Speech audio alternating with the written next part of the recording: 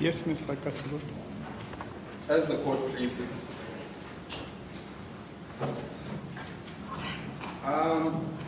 So before the adjournment, Mr. Malema, my very astute and aware attorneys on my right brought to my attention the following, which I just want to deal with quickly. So there's been evidence led on behalf of the complainant, and to the best of my knowledge, there's been only one confirmed instance where there was a link drawn between the singing of the impugned song and a farm murder. Whether that's correct or not is something I'll deal with in argument later, but I just wanted to have that context. And for the benefit of the public, of course. To your knowledge, do you know of any farmer who's been harmed or killed as a result of you singing the impugned song? No. Then let's move now. I'll ask my attorney to take us to paginated page 100 of case lines.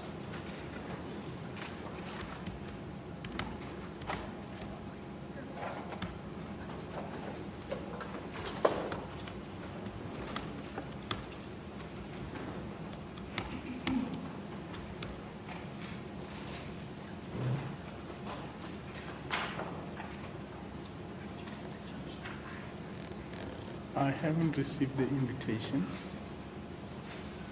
But that's fine. Just give me the page number. I'll get there myself. She's tried doing it again, Your Lordship. It's page 100 of case lines. 8100. 100, Your Lordship. No, I'm not with you. 100. Okay.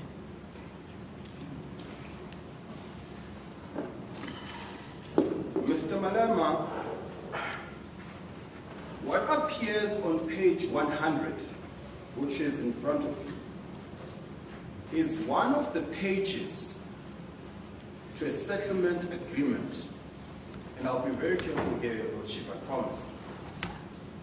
It's a page from a settlement agreement of the trial that came before this one in relation to Dubula Edwin. We of course know now that the Lordship's brother, Lamont J, declared it hate speech.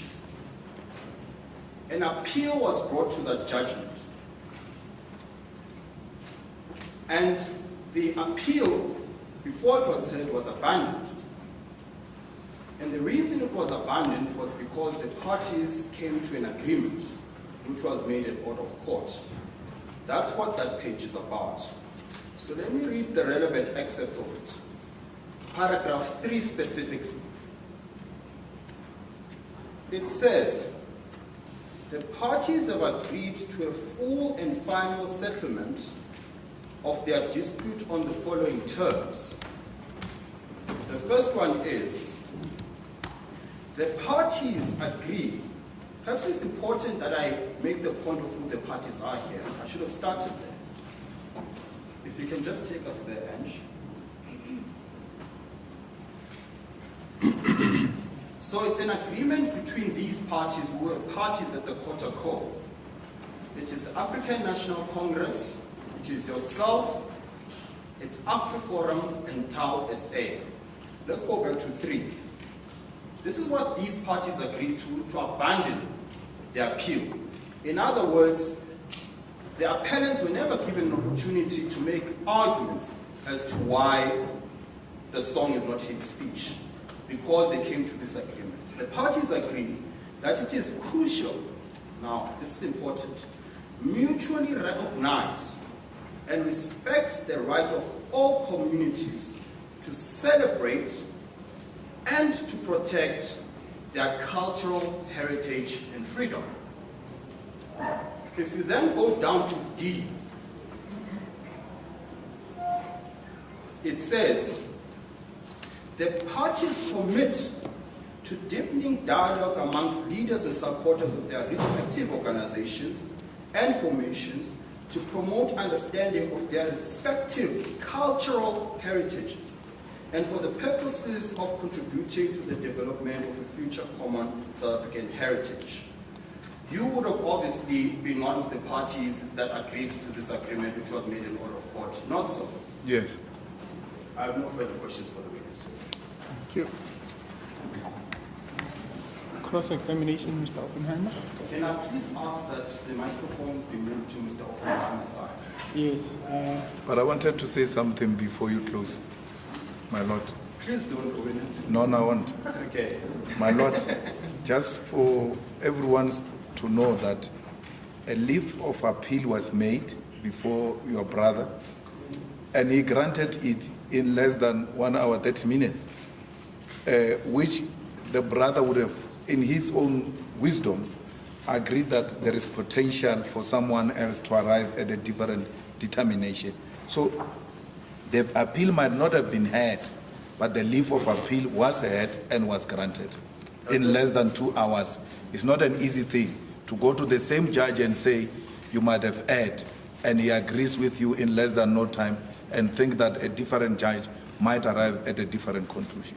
I think that's an important contribution, and I'm thankful for it. Thank you. No further questions. Thank you. Okay, media, you've got 1 second to sort yourselves out. I told you better get yourselves organized.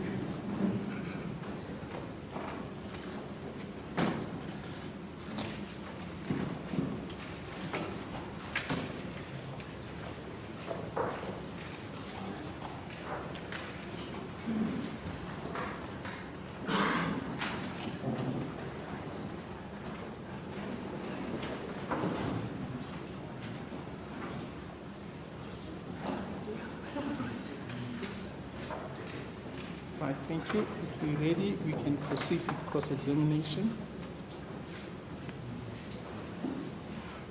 My lord, at a certain juncture, I'll ask my attorney to play a video and then present to you on the other. Sorry, I didn't hear Mr. Oppenheimer. At some junctures during my questions, I'll ask my attorney to play a video that Mr. Noble can respond to. Okay. So that might just, I'm just addressing it. Is he connected to the screen? He is. Okay, okay. Thank you very much. We may proceed. You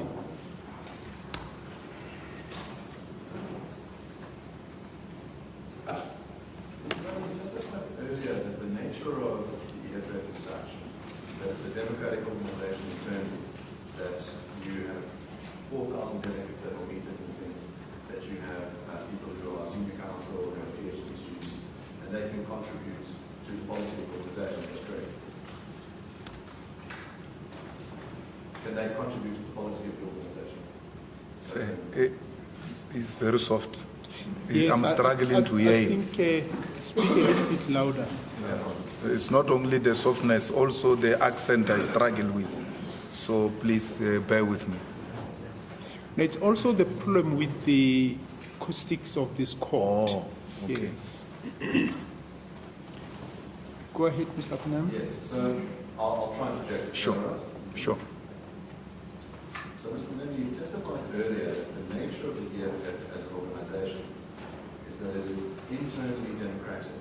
So you have, you said, 4,000 different delegates that will participate in conferences. Yes. That includes people who are PhD students, people who are senior counsel, and that they can contribute to policy. Is that correct? Yes. Now, you also stated that there are 7 fundamental pillars in the EFF manifesto, and that those are non-negotiable. Yes. Now, I'd like to talk about 2 of those pillars to start with. The first is the policy of expropriation without compensation. And one of the other policies is recognizing that the economy needs to grow. That growing economy means greater dividends for people. Is that correct? Now, if in the discussions with these people that you have, you've got your 4,000 people, you've got people that are PhD students, if they said during these discussions, we have looked at the international practice of countries that have used expropriation or compensation. We have looked at Venezuela, we have looked at Cambodia, we have looked at Zimbabwe, and we have seen that this policy has wrought nothing but suffering, that millions of people have been driven into unemployment, that the unemployment rate in Zimbabwe is 90%, that in Venezuela 2.5 million people fled the country because of those policies. And we put it to you that we should change this pillar in the EFF manifesto. Would you change the pillar?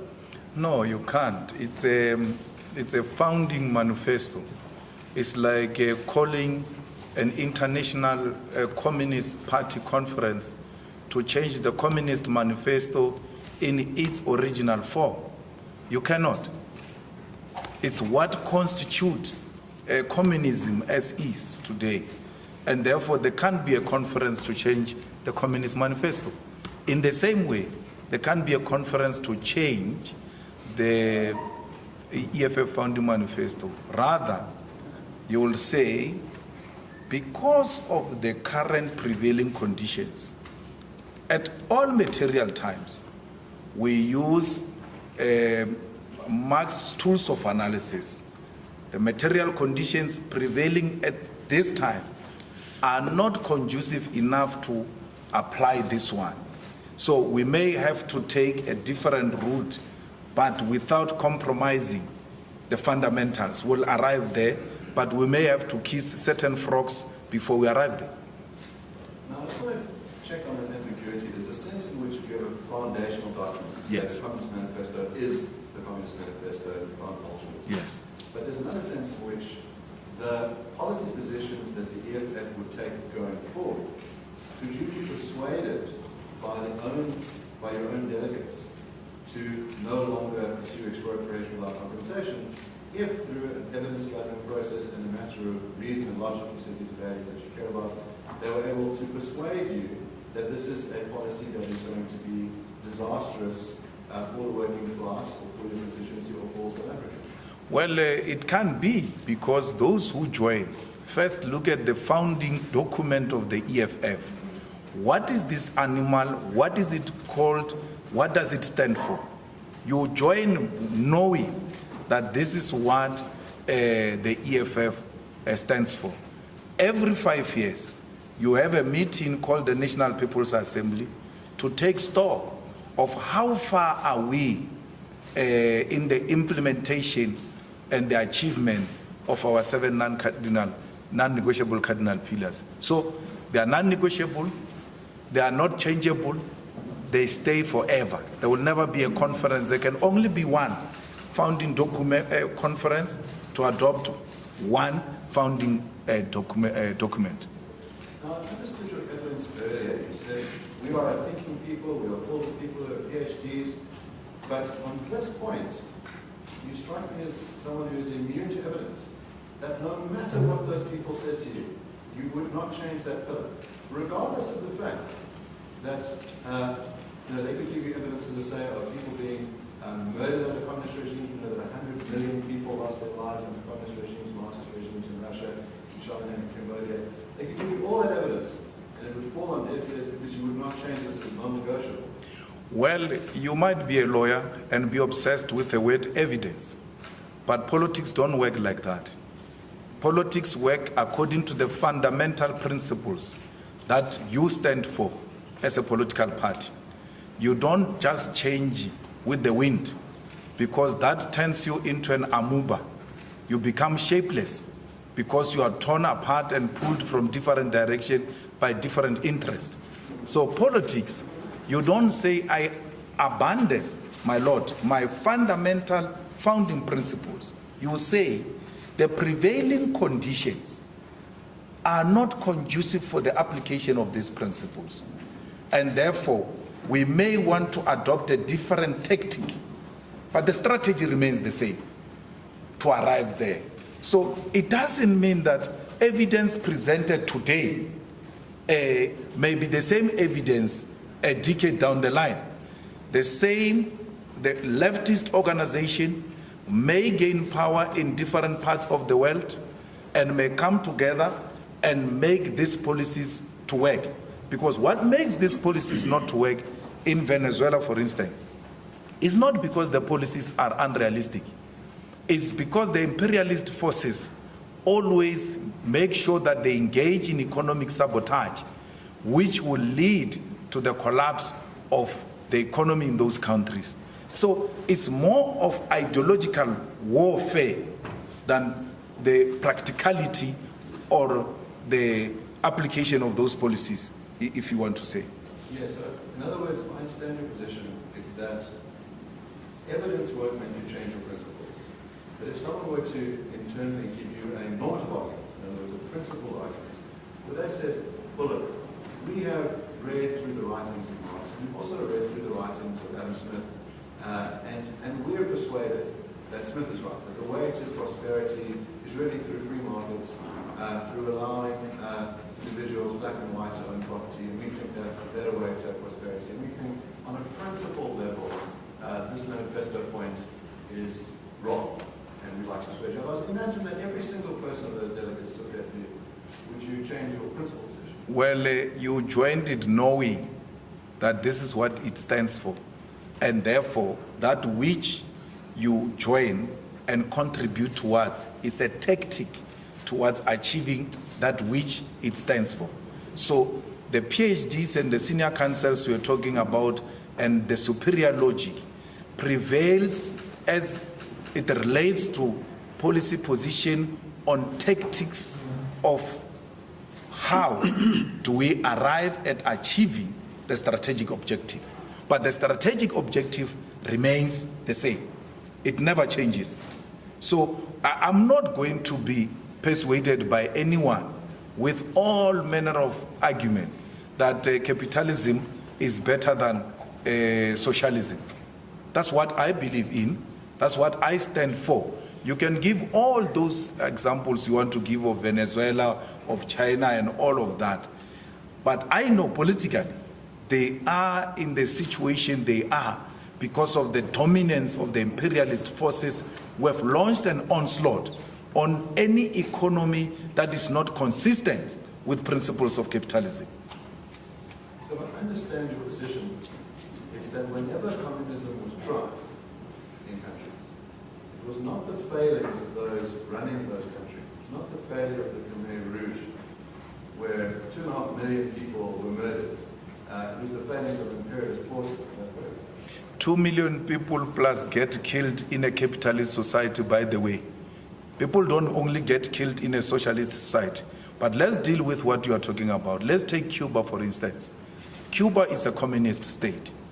The inability of Cuba to survive, it is because of the imperialist embargo imposed on Cuba by the Americans, which President Obama, towards his late years in the presidency, was trying to uplift. Cuba has got everything it needs for it to survive. So it cannot be correct that communism in Cuba failed because of your definition of what should be a successful economy. Cuba, for me, has survived. The highest level of literacy in Cuba, the life expectancy in Cuba, the free quality education in Cuba, free healthcare in Cuba. There is no capitalist state that produces more doctors better than a communist state of Cuba, yet they've got limited resources. Imagine if the embargo gets lifted in Cuba, what's going to happen? So your lifting the argument would be to allow countries to freely trade with Cuba. That would be the lifting of the Come again? If the embargo were lifted, it would mean that America and Cuba would be free to engage in financial transactions. They could trade with each other. No, not to allow countries to trade with Cuba. To allow Cuba to trade with whoever she wants to trade with. put differently, not the way you are putting it. So the Cubans will choose. Now, if South Africa wants to transact with Cuba, for instance, you run a risk of being isolated by the US imperialism. The Cubans must choose who they want to trade with, and we must choose if we want to trade with the Cubans without being taken through harsh harassment by the US imperialism. All I'm saying to you is, here is a country under embargo. It produces all these things that I'm talking about. Can you imagine if there is no embargo in Cuba, how Cuba will thrive? That's how communist ideas, how beautiful they are. They don't create high levels of illiteracy like your capitalist policies here in South Africa. They don't create high levels of unemployment. They don't create high levels of dependency on the state. They make our people work for what they are going to reap. I'll ask you a couple of follow-up questions. The first is, it sounds like you're in favor of free trade. Is that correct? No, I'm in favor of communism. You're in favor of communism? Yes. So how do we square these two views? In other words, on the one hand, you say you're in favor of communism. On the other hand, you're saying if we lifted the embargo on Cuba and allowed Cuba to trade with any country it so wished, think how wonderful that would be for Cuba. Now that seems to be embracing free markets. No. You can't say that is embracing free markets. Under a communist or a socialist state, there's still an opportunity to develop the productive forces. You have a responsibility to grow your economy. And we know that we exist in a globe today. And for any economy, for it to survive, you require the like-minded forces, even if they are not found in your country, to come and work with you to develop the productive forces. Let's take, for instance, Cuba. What makes Cuba a free market state if it takes a decision to trade with a communist China? How is that free market? Because the two communist economies are working together to develop their own productive forces. So let's try and clarify what your idea is. When you say you want to lift the embargo, if communist countries trade with each other, in other words, the state owns the resources of the one country, the state owns the resources of the other, yes, they should be free to trade goods between each other. They will work together to make sure that they grow the economy of their own countries. Now, in a socialist communist state, there is no preoccupation with the so-called trade, because in a capitalist society, that's what preoccupies your mouth. You're obsessed with trade. You're obsessed with profit. So in this context, we are obsessed with development of productive forces for the benefit of all. So trade encourages individualism, where individuals will have to thrive even above the state they belong to. We don't subscribe to that. We subscribe for the common good for all. Let's talk about that. So, from what I understand, the nature of communism, the nature of the manifesto is to say that the state must be the ultimate authority. Yes. And the state must be the ultimate custodian. Now, is it of just land or of other property as well? No, land. We own land. Yes, and that which is on top of the land belongs to you. But for you to develop that on top of our land, you will have to come and explain that here, I want to open an industry. And then we'll say to you, you cannot open an industry here because this is an agricultural land. For security, for food security, we think there are areas that are allocated for such purpose and then relocate you to an appropriate place for what you want to do. That belongs to you. It doesn't belong to the state. But the state ownership of the land then gives our people an opportunity to equally participate in the economy of South Africa. So let me give you an example then. From what I understand as well, you've said that this policy of expropriation or compensation affects people black and white. In other words, you think the state should have custodian of all land. Whether you're black or white, the state will be custodian of it, and then will have control over what you can do with that land. Would you like a tenant? Is that correct? A tenant? No, you can't be tenant on your own land. No. Because you said there would be no private ownership of land whatsoever. Right? All land would be owned by the state. You can't be a tenant on your own land. Are you a tenant of your water? Are you renting the water that you drink? It's owned by the state, but it still belongs to you. You know why? Because you know you are the state. You are South Africa. And therefore you cannot be a tenant on your own land. Right. It belongs to you. So in other words, the state holds it on behalf of the people. Is that true? Yes. That the people and the state are synonymous. We are one thing. Yes. Yes. A democratically elected state will be based on the will of the people to handle the affairs of the state on their behalf and for their own benefit. Yes. That's a democratic state. So now let me give you a case. Let's say we have a black industrialist who has a factory that employs thousands of black workers on a piece of land, and the particular government of the day, the state, says, we have decided that we don't want you to be using the land for this purpose, we think it is better utilized for agricultural means, and therefore we're going to forcibly remove you from this area and you must be relocated elsewhere. The state would have that power in your system, is that correct? You are giving a wrong example and you want to distort and mislead the court. Why? We have found a factory here of a black industrialist, and who comes to the state and say, my lord, I'm the occupant here, this is my factory, this is what we are doing. The factory is allocated at an appropriate piece of land. Why would the state say, no, move from here, go somewhere? That applies when you now want to apply for a new land that you suggest there can be a very good factory here. This is what we can produce. We can produce sweets here and sell them around.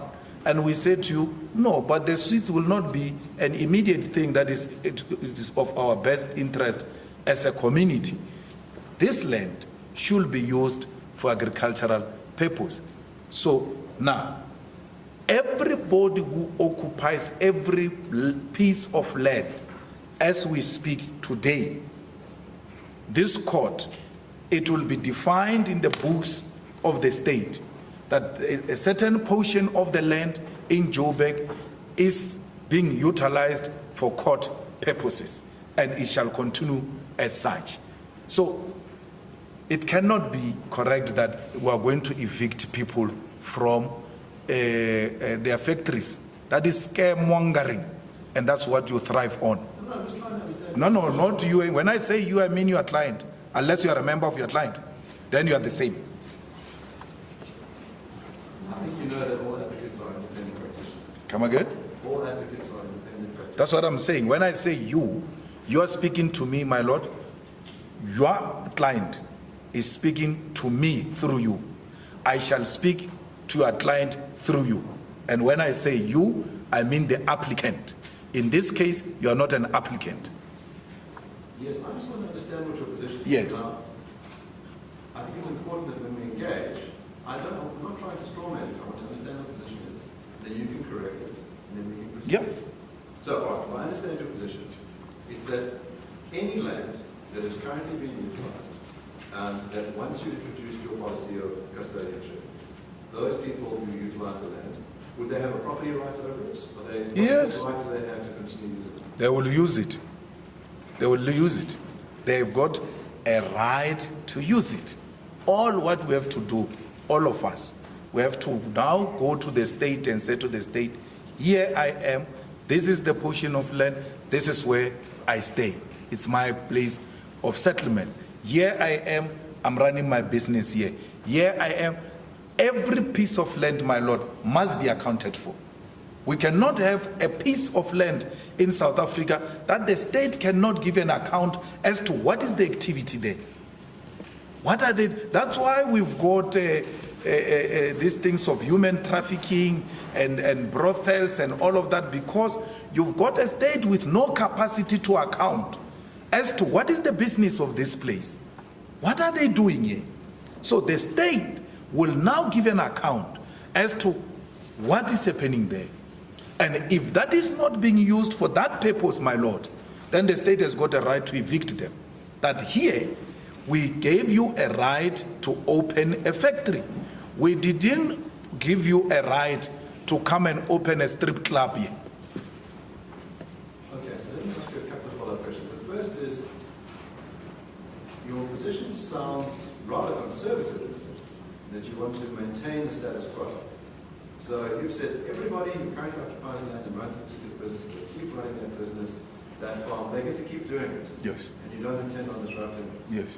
At the same time, you stated earlier that you're a revolutionary party, and that the idea is that you're going to engage in redistribution, and that then people will share the resources equally. How do you square these two positions? You continue to use that which you are using. But because you've accumulated a lot, you have a lot of abandoned pieces of land that you don't even know what to do with it. We shall utilize it for the benefit of those who have not benefited. You are here.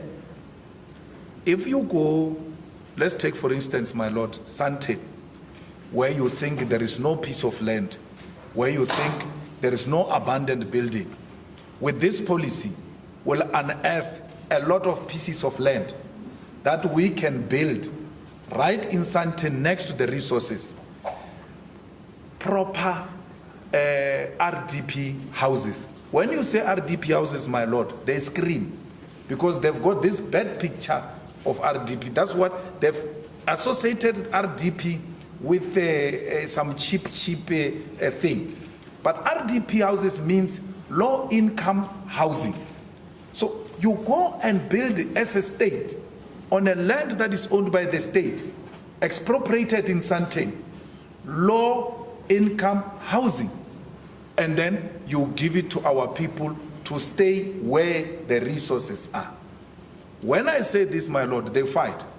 But already these people, all of them in Sante, there is no house in Sante, 99% of them, without an RDP house. That RDP house is called the maid squatter at the back. Why can't we release them from the backyard of the owners of those houses and give them their own houses next to where they work? And we've got this mixed housing where the rich and the poor stay together and share the resources. They don't want them. Why? Because this low-income housing means black people. You are going to populate this place with black poor people, and we can't be staying next to poor people. So it's radical in that sense, because your imaginary of revolutionary and radical policies is that there's going to be disruption and demolishing of building. No, that is dreaming. It's going to be done orderly. It's going to be done within the confines of the Constitution. This is what we did. When we wanted expropriation of land without compensation, what did we do, my lord? Did we take machete and go around beating people? Did we take guns and shoot at people? No. We went to Parliament, put a proposal for the amendment of the Constitution, because it must be done within the confines of the Constitution to avoid disruption and anarchy. It doesn't make it a less revolutionary if it's done orderly. Revolution must never be associated with anarchy. There's a difference between revolution and anarchy. Yes, let's get to the question I've asked. So, if I understand it, I kind of want to get a sense of what the policy is. Yes. And maybe, as you say, it's a lot less of a disruptive policy than people would have us believe. Let's try and pin it down to one of what it is. So if you are currently an owner in Santa, you own a building, and your policy were to come into play, and that building is functioning, would you think that it could be okay to take that piece of land, expropriate it, and pay no compensation to the prior owner? To pay? To the prior owner. So in other words, there's a person who owns a piece of land currently under the current system, They have a title deed, it's registered with the government, it's zoned in a particular way, operates a business or whatever it is, and you now have your policy of expropriation and compensation. It would give the state this ability to, well, it becomes the owner, right? Yes. The state is the owner of all underlying land. Yeah. Just for clarity's sake, the person who owns the building, do they remain the owner of the building or not? Yes, but the land belongs to the state. The reason why you own the building and it belongs to you, you must continue to use it for that purpose you are owning it. And if it assumes a different purpose of ownership, you require permission from the state. But if you completely lost the purpose of that building and you've got no any other idea, none whatsoever, as to what you can use that building for, it is well within the right of the state to expropriate that building and use it for a proper program that will benefit public, for public purpose and public interest. My Lord, here in Joburg, when we came in the municipality in 2016, we found a hijacked building in Joburg, dilapidated. Some landlord hijacked the building, he makes people pay rent. We went to demand that we need the owner of the building, pushed out the person who hijacked the building. You know what happened, my Lord? The building was owned by the Bank of Mozambique, which was liquidated in the 90s. It was one of those properties that they didn't have in their register, and someone saw an opportunity and hijacked it. With the current laws, there's nothing we can do. There's the building, it's dilapidated, it's hijacked by thugs. We have to go and find the non-existing owner. But if we owned the land, would have known that this building is no longer serving its purpose. Therefore, the municipality must expropriate it and convert it into low-income housing if there is a problem of housing, convert it into student accommodation if there is a problem of student accommodation, or convert it into any other thing that will be productive for our economy. It gives the state that power to intervene and intervene decisively. Let's talk about giving the state this power. Your seventh pillar is this idea that you need to have accountability in the state, you need to fight corruption in the state. Okay. Yes. You're aware of the term power corrupts, and absolute power corrupts absolutely. Yes. Do you accept that there's a danger in giving the state enormous amounts of power? No, there's no danger.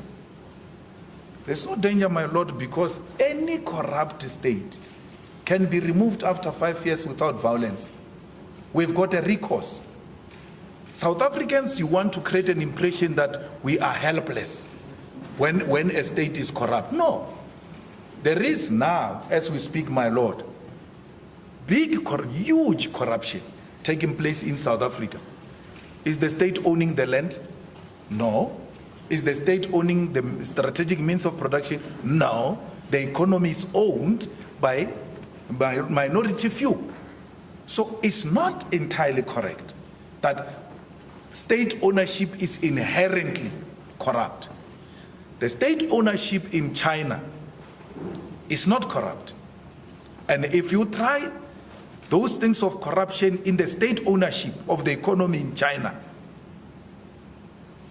then you must kiss your children goodbye because you are going to disappear. In China, corruption, my Lord, is not only stealing the money from the purse, is not spending the money that you are allocated to as a department. You get punished and you can even be killed for that. That how do you not spend money that you are given, yet there are so many people dying outside there? Here in South Africa, my Lord, you've got a situation where a person doesn't spend billions of rands in the Department of Health, yet there are no hospitals, yet there are no clinics, and our people die in their numbers. So you are not spending money has led to death of people. Therefore, you've got blood on your hands. So it's not correct that the state ownership will inherently be corrupt. There is no similar problem of corruption in Cuba. You quote the state ownership when you want to drive a negative narrative.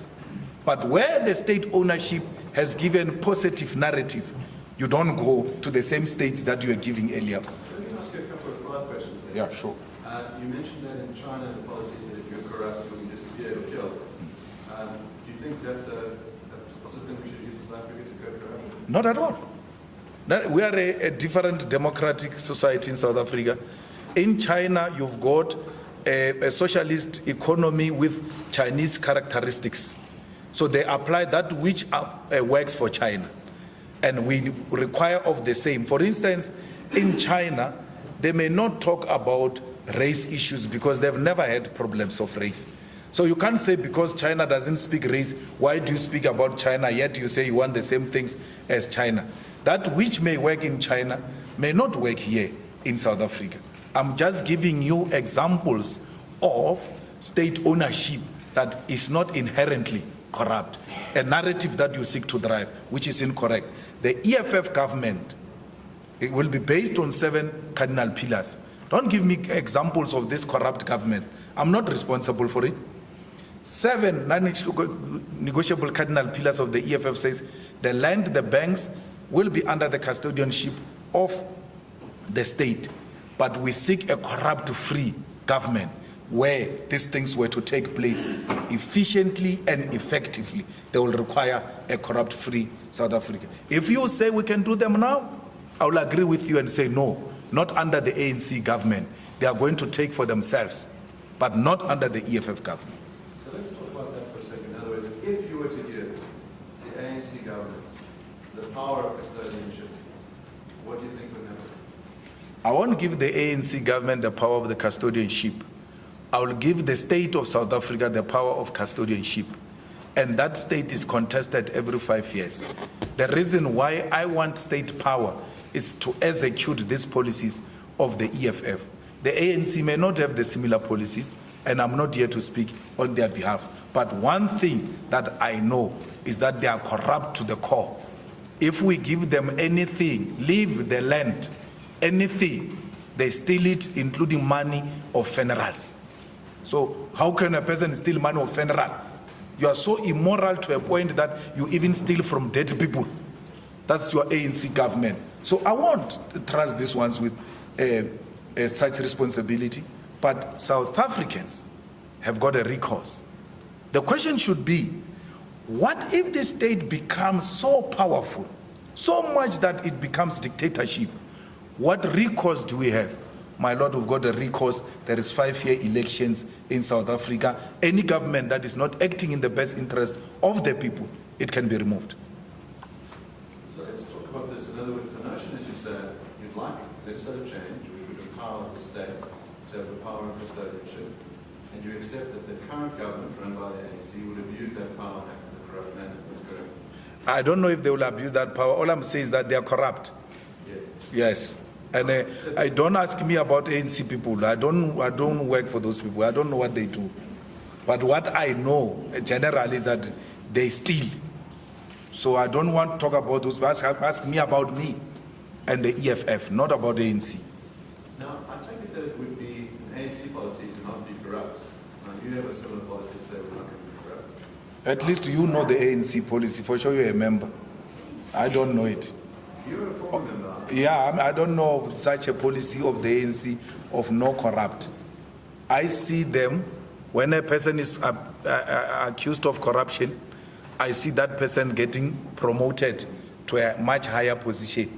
So that policy, I don't know if it's still there of no corruption. The person, my Lord, who was accused of stealing the money of President Mandela's funeral and Mama Winnie's funeral, got removed as a mayor in Buffalo City and went to be put in parliament, the higher echelons of power, bigger than the municipality. And then you come here and say to me, the ANC has got a policy of no corruption. I don't know, I don't want to confirm such things. Their actions don't suggest there is such policy. Maybe it was before when we were there. For now, I don't know. What I'm getting is there can be a difference between a policy on paper and a policy in practice. Absolutely. Yes. In other words, it could be that a political party could say, we are against corruption. I know no political parties that say they are in favor of corruption. But then in practice, they are corrupt. That's correct. Absolutely. Now, the concern, of course, will be that if the FF were to come to power, you have a paper policy of we're not corrupt, and you have the enormous power of their custodianship, that you say the check will be 5 years down the line.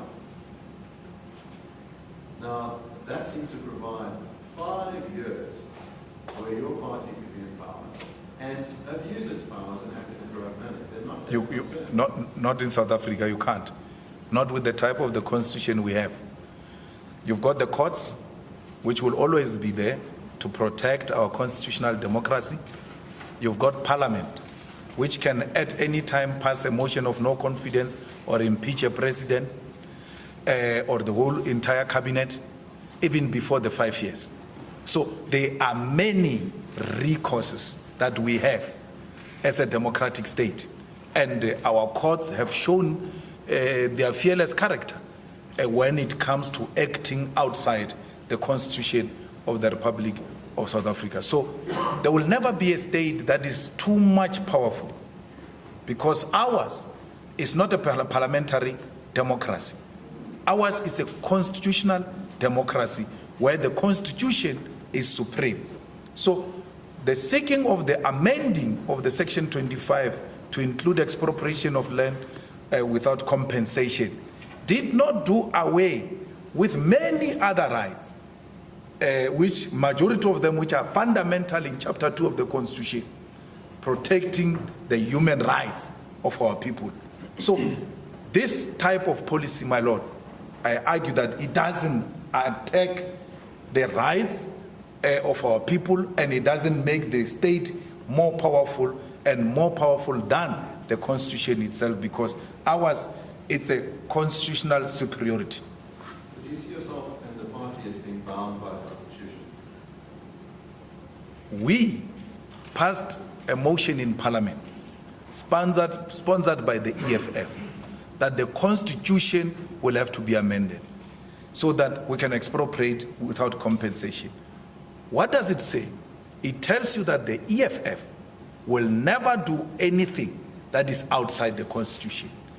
EFF understands through its superior logic that for its policies to be implemented, they must find an expression in the Constitution of the Republic of South Africa.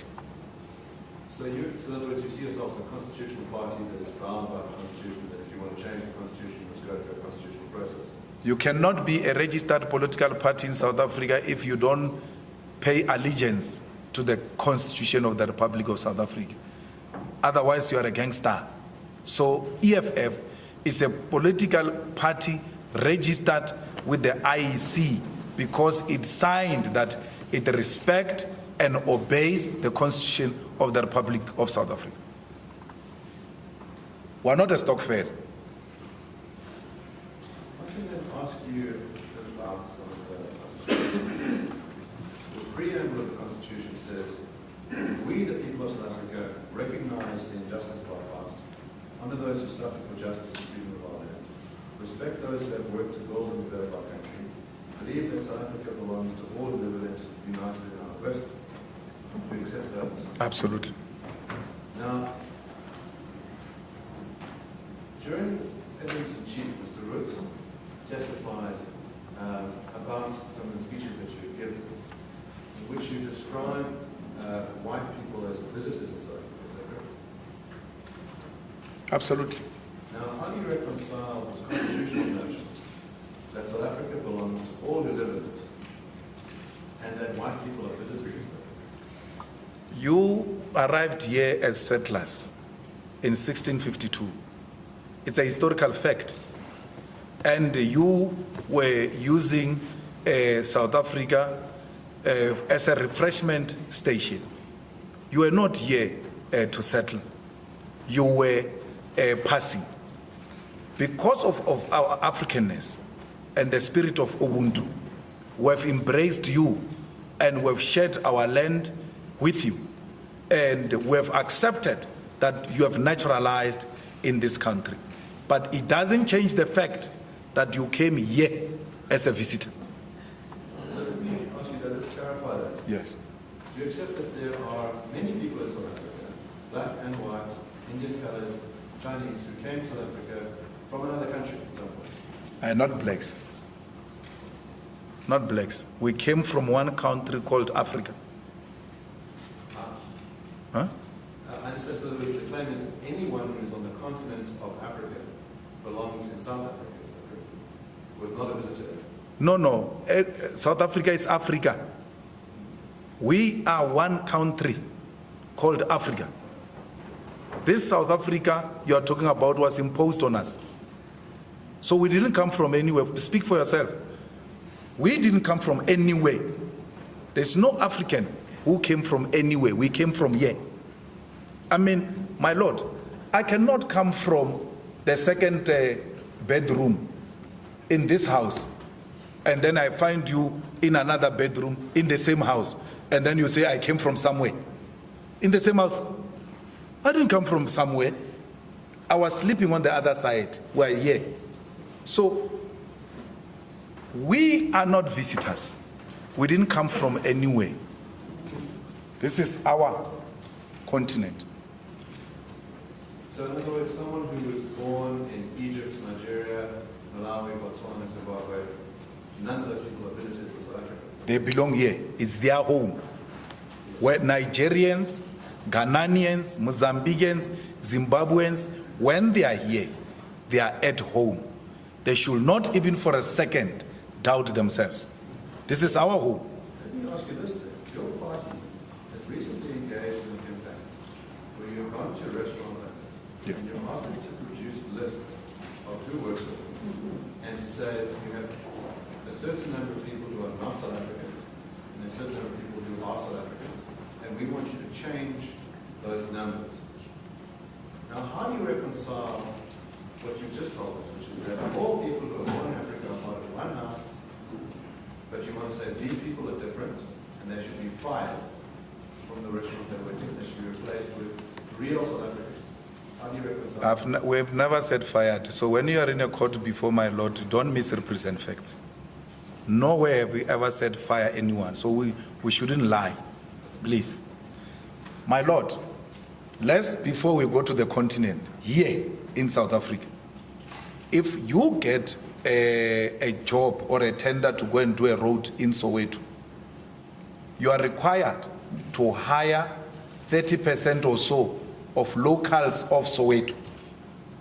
Yet you are a South African of Soweto. You are required to subcontract a certain percentage of people from Soweto. So because the locals at that space should not feel excluded, they should embrace the project, they should feel they must welcome the project and they must protect it as their own. Now, what the white ownership does to our people, my Lord, is that they hire our brothers and African brothers and sisters who are not locals to the exclusion of locals so that they can ignite the xenophobic war amongst our people. They want to thrive, which is what made you survive, divide and rule. You are dividing us by hiring some of us. I'm a South African. If I were to go and open a restaurant in KwaZulu-Natal and I come with everybody from Limpopo, the people of KwaZulu-Natal, one, they will not feel like this restaurant belongs to them. They will not feel a need to defend it because I just impose people from the other side to them. They need to be involved for them to know that this belongs to them. But it doesn't make the Limpopo people less South African or less home because I said you must be mixed with the people from KZN since our project is in KZN. It doesn't make it lesser home because I said so. No, I am saying the unity of Africa must start from the shop floor. Zimbabwean, Mozambican, Nigerian, South Africans, come, let's work together on the same floor. Mozambican, Zimbabwean, let's go to school together. Let's grow up together and know each other so that by the time we defeat these colonial borders, we already have embraced each other and we don't start from scratch. So that's what we're doing. It's in line with what we're saying. We're saying Africa is one, and let one Africa be seen at Cream Restaurant. We're not going to allow the bosses to divide our people by excluding others. So if there is a shop, my lord, that says here we don't hire Zimbabweans, I will go there and fight with them and say, why would you say that? Why do you classify our people and want to isolate them? It will be a wrong practice. So we are starting, and which is what is offensive. You want to exclude South Africans with African brothers and sisters so they can fight amongst themselves and they remain divided. We are saying no, come together, work together so that the unity starts at the shop floor. You are not happy with that. Let me put to you what you actually did. Yeah. So, in other words, your party goes to Cream Restaurant and says, we've looked at your books, and you employ, let's say it's 25 people who are not South African, and 5 people who are South African. We think you should reverse those numbers the next time we come back in 2 weeks. Now, what would it entail? You said, I'm putting words in your mouth about 5. What would it entail to reverse those numbers? But I didn't do that. I didn't go to Cream and say, these are the numbers, and then when I come back in 2 weeks, I want these numbers. No. I said to Cream, I want to look at the ratio of Cream and see if you guys are compliant.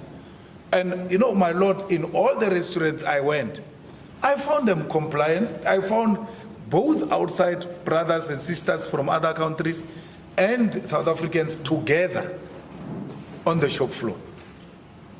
I never said that. You see, you rely on non-existing sources, because I can ask my lord here that you lead evidence of me saying that. Read something, because you utter such words to mislead the public.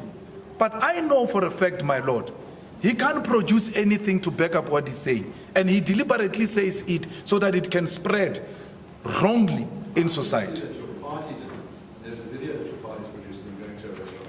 I'm not mistaken, it's not Cream. I know you had a different engagement with Cream. They went to Now you say my party, not me. Yes, but that's not the same. I went to Cream myself. Yes. Yes, I went to Cream. I went to 3 more other restaurants. And they were white-owned, and they hired Africans to work there, and they hired South Africans to work there. I went there, and when I arrived, my lord, a day before, we sent a delegation to go and make an appointment. We were given an appointment. A setup was made in that restaurant of where we were going to have a meeting. When I arrived there, then there is sudden change of heart, and then doors are closed, and there is a problem. People are going up and down saying we can't access the place. I just said 1 or 2 words which opened the door. I said to them, this country was won through dialogue. We spoke. That's why we are where we are now. You are refusing to speak.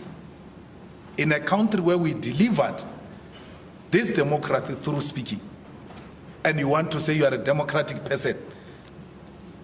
Abandon your white supremacist attitude and apply the spirit of those who came before us and came together and spoke and resolved our problems. They went inside, they spoke, they came back, they opened, and they apologized sincerely for their conduct because they were misled by their lawyers. There was no confrontation. My lord, business was not on it. We made sure we make appointment in the hour where they have not opened because they don't do breakfast. So we met them in the morning so that by the time they open, we're done, we've spoken, and then the shop can open and run smoothly. Let me ask you some follow-up questions. So you said you checked that they were compliant. What would compliant mean? The ratio was balanced. We had both South Africans, Zimbabweans, Mozambicans, all of them were there working together. In one restaurant, out of 12 workers, there were actually 3 Zimbabweans. The rest were South Africans. If there's a Zimbabwean person who only hires Zimbabweans in their restaurant, would that be compliant? No. And I will not have said to him, in 2 weeks' time, I want you to change this. No. I would have educated him that the importance of making our people work together in the same work environment helps to unite the Africans, because if we don't do that, we are giving the thugs a weapon to engage in xenophobic attacks. So whatever we do, no nation should feel sidelined or replaced by another nation. They should feel that we are all Africans, we are all home, and we are all protected.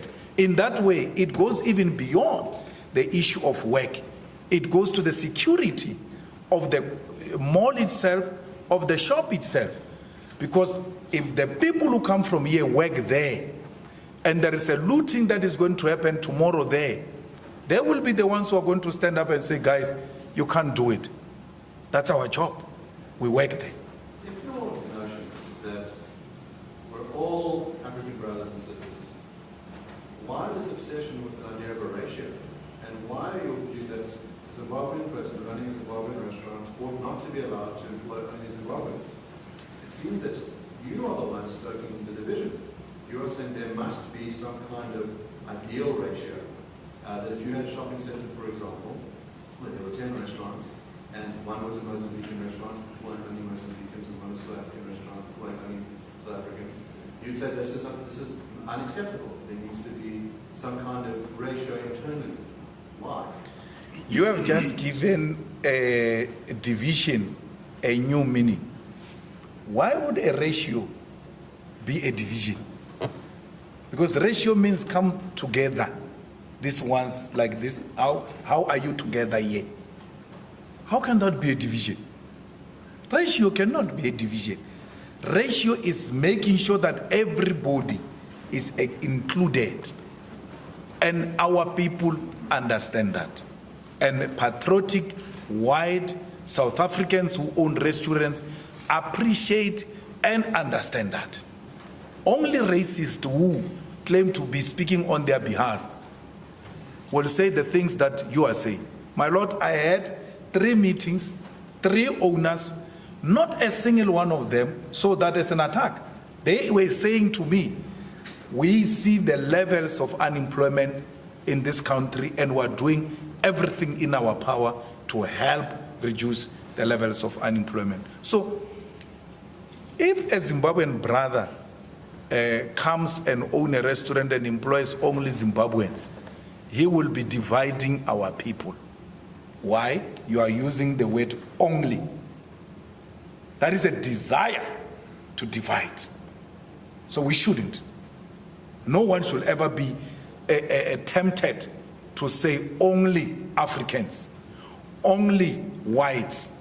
That's what we defeated in 1994. We defeated only for ratio, for inclusivity of everyone. Sorry, Mr. Oppenheimer, how much long do you still want to be? One question I think we should take the line for. Okay, proceed. So if I understand your position to be consistent, if a South African started a business that only employed South Africans, that would be unacceptable as well. Well, it's something else to say a South African employs only South Africans. It's something else to say I've opened a restaurant or business as a South African and I'm only employing South Africans. It can be, my Lord, coincidentally, that we're all in this shop South Africans, not because there is a policy that says only South Africans are going to be employed in this shop. Anyone with such policy, I will definitely engage that person as to what informs such an attitude of xenophobia, saying you only hire South Africans. No, it can't be. Remember, there can be South Africans, there can be Zimbabweans, My problem and the difference between me and you, in your attempt to want to confuse the court, is to use the word only. And that's where we disagree. If a person opens a shop and says, I'm only employing South Africans, I will have a big problem with that. I will have a big problem with that. So just to clarify, the position is if someone opens a shop and happens to employ people that happen to be South African, but they have no policy in place, you have no objection? Absolutely. And if someone is Zimbabwean and happens to only employ Zimbabweans, you would have no objection? I will not. As long as you don't say, I only employ Zimbabweans. Yeah, no, I will not have a problem. But I will still engage, because I need us to be conscious of the fact that the disempowerment of locals is going to lead to the empowering of criminals to engage in xenophobic attack. So we should consciously take a decision not to fall into a trap of this operation Dudula people who are going around saying to people, take out your ID. If you are not South Africans, we don't want you here because you are taking jobs from our people. You are empowering those thugs. So I'm doing the opposite. I'm saying, when you employ, please be conscious of the fact that this business you're opening has got a responsibility to stimulate local economy. And at the center of that local economy will be the employment as well of locals. It doesn't only apply to the Africans, brothers and sisters. It applies to all of us. Everywhere where you go and open business, be aware of empowering locals. Thank you very much. Mr. Malema, we're going to take a lunch break. You will remain under oath, and thus you can't discuss this case unless you get prior permission from the court.